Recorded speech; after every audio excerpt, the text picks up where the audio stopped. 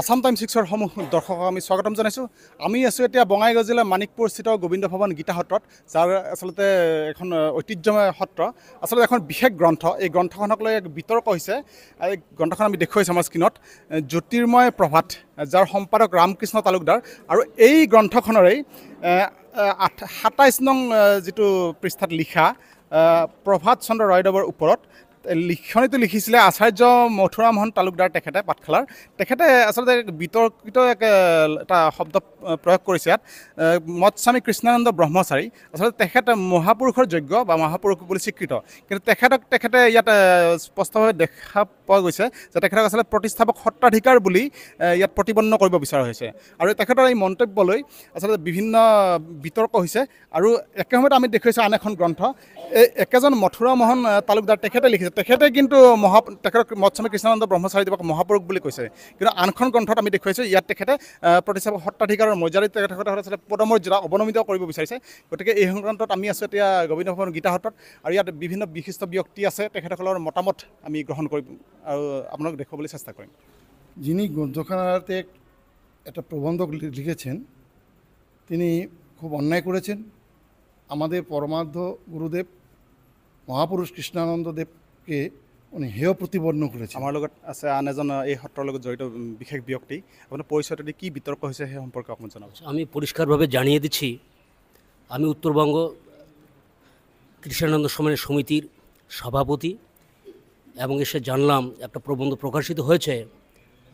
আমরা সাধারণত গুরুর পরম্পরা, গুরুর নির্দেশ, তার যা দিক নির্দেশ আমরা মেনে চলি, এবং এই যে বজালিকে কেন্দ্র করে এই ঘটনাটা ঘটে গেল, উনি লেখাটা তুলে দিয়েছেন, সেটা আমাদের মর্যাদাহানিকর। আমাদের গুরুকে অপমান করাও বটে। এর আমরা তীব্র প্রতিবাদ জানাচ্ছি। এ ধরনের ঘটনা যেন পুনরাবৃত্তি না হয়। এর জন্য এর প্রতিবাদ করতে গিয়ে যদি কোর্ট কেস খামারির বিষয় এসে দাঁড়ায়, আমরা সেখানে যেতে প্রস্তুত। এটা আমার বক্তব্য। আমার গুরুর যে নির্দেশ আমরা কোনো মতে অবহেলা করব না। আচ্ছা, এই কি গ্রন্থটার যে সম্পাদক, ওকে কি জানা হয়ে গেছে? যিনি এই সম্পাদনা করেছেন তারও ভুল হয়েছে, সেটা উনি আমাদেরকে জানানো উচিত ছিল। আমাদের কর্মকর্তা, শীর্ষ কর্মকর্তা মণ্ডল রয়েছে কৃষ্ণানন্দ সমন্বয় সমিতি কেন্দ্রীয় কমিটির, তাদেরকে জানানো উচিত ছিল।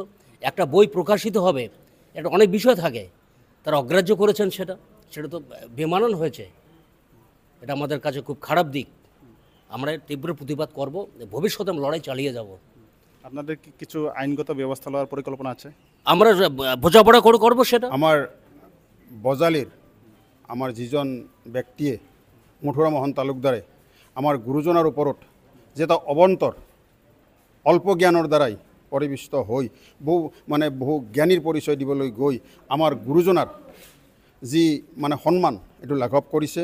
আৰু ইয়াৰ কাৰণে আমি সদৌ আমাৰ কেন্দ্ৰীয় কৃষ্ণানন্দ সমিতিৰ তৰফৰ পৰা এইটো আমি ধিক্কাৰ দিছোঁ। নলবাৰী জিলা সমিতিৰ আমাৰ গোবিন্দ ভৱন গীতা সত্ৰৰ তৰফৰ পৰা আমি ধিক্কাৰ দিছোঁ।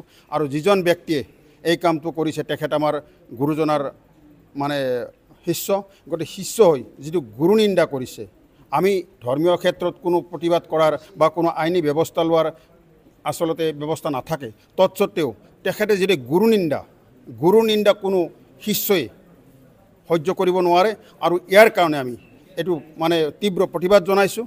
আৰু ভৱিষ্যতেও তেনেকুৱা মন্তব্য গুৰুজনাৰ ওপৰত যাতে কোনেও আনিব নোৱাৰে, আমাৰ কেন্দ্ৰীয় সমিতিয়ে ইয়াৰ এটা সুব্যৱস্থা গ্ৰহণ কৰিব লাগে। আৰু মথুৰামোহন তালুকদাৰৰ ওপৰত ইয়াৰ এটা বিহিত ব্যৱস্থা লৈ প্ৰয়োজন হ'লে আইনী ব্যৱস্থা লোৱাৰ কাৰণে আমি সকলোৱে মিলি ইতিমধ্যে আমি আজি কেন্দ্ৰীয় সমিতি ইয়াত প্ৰতিজন সদস্য, প্ৰতিখন সত্ৰৰ আমাৰ বিষয়ববীয়াসকল আছে, আজি সকলোৱে সমৰ্থন জনাইছে যে ইয়াৰ এটা তীব্ৰ প্ৰতিবাদ হওক আৰু তেখেতৰ ওপৰত এটা বিহিত ব্যৱস্থা লৈ যাতে ভৱিষ্যতে কোনেও এই কাম কৰিব নোৱাৰে, তাৰ কাৰণে আমি সকলোৱে এইটো সন্মান জনাইছোঁ। নমস্কাৰ, মই বজালি গোবিন্দ গীতা সত্ৰৰ পৰা আহিছোঁ। আমাৰ বজালি গোবিন্দ গীতা সত্ৰৰ যিজন আমাৰ প্ৰাক্তন সত্ৰাধিকাৰ মথুৰামোহন তালুকদাৰ, তেখেতে আমাৰ যিজন মহাপুৰুষ, তেখেতক বাৰে বাৰে সত্ৰাধিকাৰ বুলি তেওঁ এটা প্ৰতিষ্ঠা কৰিব বিচাৰিছে। আৰু আমি বজালি গোবিন্দ ভৱন গীতা সত্ৰৰ ফালৰ পৰা এইটো দুৰ্ঘৰ প্ৰতিবাদ কৰিছোঁ। আৰু এই প্ৰতিবাদৰ কাৰণেই তেখেতে আমাৰ বজালি গোবিন্দ গীতা সত্ৰৰ পৰা সত্ৰাধিকাৰ পদটো এৰি দিবাৰ বাধ্য হৈ গ'ল।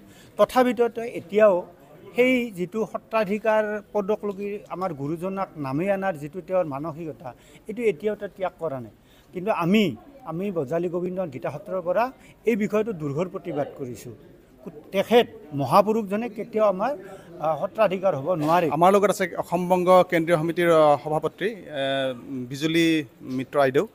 কি ক'ব এই বিতৰ্ক সম্পৰ্কত, যিখন গ্ৰন্থক লৈ বিতৰ্ক হৈছিলে?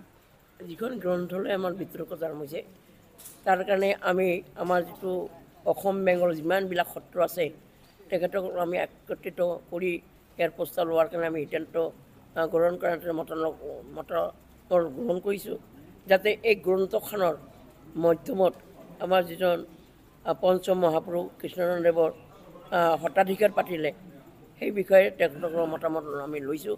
তেখেতৰ সকলোৱে সহমত জনাইছে এইটো কাৰ্য কেতিয়াও সম্ভৱ নহয়, তেওঁ সত্ৰাধিকাৰ হ'ব নোৱাৰে, তেওঁ মহাপুৰুষে। কিয়নো আজি অকল অসমৰ নহয়, বেংগলৰে নহয়, সুদূৰ উৰিষ্যালৈ তেওঁ মহাপুৰুষৰ স্বীকৃতি লাভ কৰিছে। বৰপেটা সত্ৰৰ স্বীকৃতি দিছে, এনেকৈ আমাৰ মাজুলীৰ সত্ৰাধিকাৰো তেওঁ স্বীকৃতি দিছে মহাপুৰুষ, সঁচাকৈ মহাপুৰুষে। এই ক্ষেত্ৰত আমাৰ ভকতসকলে যেতিয়া শুনিলে যে তেওঁক সত্ৰাধিকাৰ কৰিলে, তেওঁলোকৰ মন খুব শূন্য হৈছে আৰু এই শূন্য হোৱাৰ কাৰণে তেৰাভাৱে আগবাঢ়ি আহিছে। এই প্ৰস্তাৱটো যাতে কোনোমতে আমাৰ গ্ৰাহ্য নহয়, এইটো আমাৰ উঠাই দিব লাগিব আৰু এইটো গুৰুক যাতে অৱমাননা কৰা, এই শব্দটোৱে আমাৰ গুৰুজনাক অৱমাননা কৰা বুজায়। কিয়নো এইটো অকল আজিৰ ক্ষেত্ৰত নহয়, এইটো পৰম্পৰাভাৱে চলি যাব। যদি কিতাপখন বেন কৰা নাই, তাৰ বাবে যদি আমাৰ আইনী পন্থা ল'ব লগা হয়, তেওঁলোকে আমাৰ ল'বৰ কাৰণে আমি আগবাঢ়ি যাম। তেওঁলোকৰ সহমত জনাই সকলোকে লগ লাগি, অসম বেংগলৰ লগ লাগি আমি আগবাঢ়ি যাম যে এই প্ৰস্তাৱটো কোনোমতে সম্ভৱ। আমাৰ লগত আছে বিশ্ব হিন্দু পৰিষদৰ ধুবুৰী জিলাৰ সভাপতি মনীন্দ্ৰ নাথ ৰায়।